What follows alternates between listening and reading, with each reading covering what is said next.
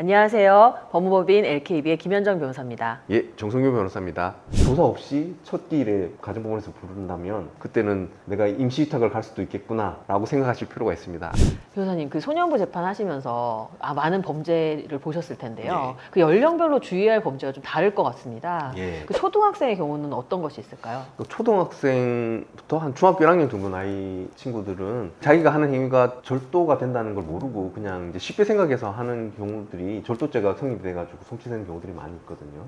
그럼 예를 들면 어떤 경우가 있겠습니까? 대표적인 게 요즘 무인 아이스크림 가게 많지 않습니까? 맞습니다. 무인 아이스크림 가게 가서 결제를 하지 않고 그냥 물건을 가져온 거라던가, 제가 한 사건 중에서는 그 올땡 화장품 가게에서 네. 중학교 1학년 여자아이가 테스트용 그 화장품을 계산하지 않고 가져왔는데 그게 절도죄가 돼가지고 송치되는 적도 있었거든요. 립스틱이나 이런 거가 이제 샘플처럼 돼 있는 거니까 가져와도 된다라고 생각을 했나 보네요. 그런가 같아요. 근데 테스트용 화장품이라 하더라도 어쨌든 그래도 재물적인 가치가 있기 때문에 계산하지 않거나 아니면 허락 없이 가져온 경우에는 절도죄가 되는 거거든요. 그리고 남자아이들이 많이 송치되는 것 중에 하나는 자전거라든지 퀵보드라든지 그거를 이제 있으니까 타고 가서 아무 데나 버려두고 와서 그렇게 되면 이제 또 절도죄가 되거든요. 그렇게 해서 또 가정법원에서 재판받으러 오는 경우도 왕왕 있습니다. 그럼 이제 집에서는 이제 그런 부분이 절도죄가 될 수 있다는 거를 잘 주지시켜 줘야 될 것 같습니다. 그렇죠. 처음으로 무인 가게에서 물건을 사게 되는 또래 나이라면 부모님들께서 아이를 직접 데리고 가셔서 CCTV가 다 설치되어 있으니까 돈 내지 않고 물건을 가져가게 되면 죄가 될 수 있다. 그렇게 해서는 안 된다라는 것을 말씀해 주시고 결제하는 방법을 시범도 보여주시고 하면 더 좋지 않을까 그렇게 생각합니다.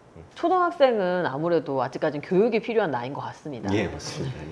그럼 중학생은 어떨까요? 이제 중학생 정도 나이가 되면 소위 말해서 이제 사춘기 무렵이지 않습니까? 그래서 이제 신체적으로도 왕성하게 이제 커지고 또 심리적으로 좀 약간 불안한 부분이 있기 때문에 다양한 이제 형태의 범죄들이 등장하게 되는데요. 대표적으로는 집단 따돌림 것 같은 학교폭력 범죄도 있을 수 있고요. 그리고 이제 중고 물품도 이제 사고 팔고 하니까 인터넷 사기 범죄도 있을 수 있고요. 이제 성적인 호기심 때문에 신체 불법 촬영을 저지르는 경우도 있습니다. 그리고 쉽게 생각하는 범죄이긴 한데 인터넷 게임을 하다가 화가 난다는 이유로 해서 상대방에 대해서 채팅창에다가 이제 좀 나쁜 말, 소위 말하면 패드립이라고 하잖아요.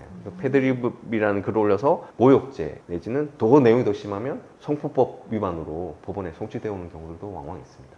중학생이 되니까 확실히 범죄 유형이 좀 다양해지네요. 그렇죠. 이제 초등학생은 좀 다르죠. 그럼 고등학생은 어떤 범죄가 있을까요? 고등학생 정도 되면 거의 이제 성인이 저지르는 범죄와 비슷한 유형들이 많아지게 됩니다. 배달 아르바이트 하는 친구들 같은 경우에는 오토바이 무면허 음주운전, 보험에 가입하지 않은 오토바이를 운전하는 경우에서 법원에 송치되기도 하고요. 또 최근에는 불법 스포츠 토토와 같은 도박과 관련해서 송치되는 경우도 많이 있거든요. 그러니까 단순 도박으로도 송치되기도 하고 또 도박빚을 갚기 위해서 친구들한테 돈을 빼앗거나 아니면 친구한테 돈을 빌리고 그걸 갚지 않거나 이렇게 해서 도박과 관련돼서 법원에 송치되는 경우들도 많이 있습니다. 그리고 이제 아무래도 이제 이성 친구들도 많이 교제하다 보니까 이성 친구랑 이제 헤어졌을 때 거기는 이제 또 집착하면서 이제 어른들이 많이 하는 그런 어떤 스토킹 범죄로 해서 또 법원에 송치되는 경우들도 있고요. 그러니까 사실상 고등학생 정도 되면 거의 성인이 그 범죄 유형과 비슷한 유형들이 대부분 다 있다고 그렇게 보시면 될 것 같습니다. 제가 얼마 전에 그 고등학교 앞에 불법 도박 안 된다라는 현수막을 봤는데 그걸 보면서 이게 왜 여기 있을까라고 생각을 했는데 이게 지금 이제 어른과 비슷한 형태의 범죄를 하다 보니까 충분히 있을 수 있겠네요. 아까 말씀드렸던 스포츠 토토라든지 도박과 관련된 유혹들이라든지 이게 많이 있기 때문에 부모님들께서도 우리 자녀는 혹시 어떻게 하고 있는지 좀 관심 있게 보시는 것도 좋을 것 같습니다. 변호사님께서 이 영상을 보고 계신 부모님들께 그리고 또 자녀들한테 하고 싶으신 말씀이 있으실까요? 제가 소년 사건을 실제 접하면서 가졌던 마음을 좀 정리해서 말씀드리면요.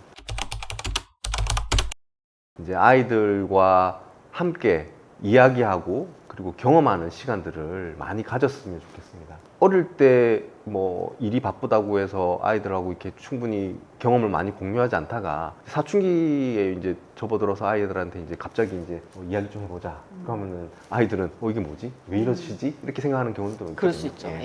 부모님들께서 아이에 대해서 계속 관심을 가지시고 작은 소재라도 상관없거든요.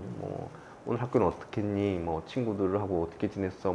요즘 게임 좋아하는 게임 뭐지? 이렇게라도 아이가 관심 있어 하는 부분에 대해서 먼저 던져주시고 이렇게 이야기를 나누시면 부모와 아이 사이에 그런 어떤 서로에 대한 긍정적인 그런 어떤 에너지가 있으면 청소년기를 좀 잘 넘길 수 있을 거라고 생각하거든요. 대화가 중요한 거네요, 결국에는.